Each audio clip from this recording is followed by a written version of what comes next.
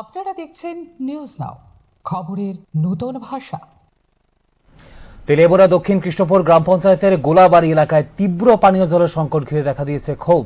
স্থানীয় বাসিন্দাদের অভিযোগ, অটল জলধারা প্রকল্পের আওতায় বাড়ি বাড়ি পাইপলাইন সংযোগ থাকলেও বাস্তবে জল সরবরাহ অত্যন্ত অনিয়মিত। গত সংক্রান্তি থেকে টানা প্রায় 12 থেকে 14 দিন ধরে পাইপলাইনে এক ফোঁটা জলও আসেনি বলে দাবি এলাকাবাসীর। এই অবস্থায় মারাত্মকভাবে ব্যাহত হয়েছে দৈনন্দিন জীবনযাত্রা। পানীয় জল সংগ্রহের জন্য দূরবর্তী উৎসের উপর নির্ভর করতে বাধ্য হচ্ছেন মানুষজন, যার ফলে চরমে উঠেছে ভোগান্তি।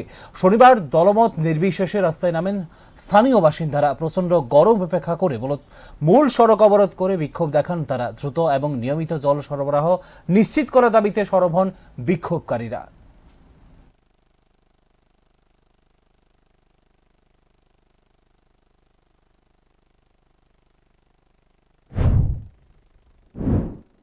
জলের লাগে আমরা কতদিন ধরে জল পাই না।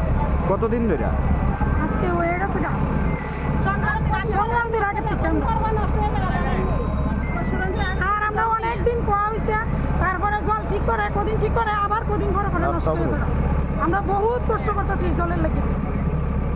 এলাকাটার নাম কি? গোলাবাড়ি। এই বিষয়ে আপনারা দপ্তরে জানাইছেন না? জানানো হয়েছে। কি কইছে দপ্তরের আধিকারিক? দপ্তরে জানাইলে কদিন পরে পরে ঠিক করে আমরা অ্যাপ্লিকেশন দিয়ে ঠিক করে আবারই দ্বিতীয়বার আবার নষ্ট হয়ে যাবে।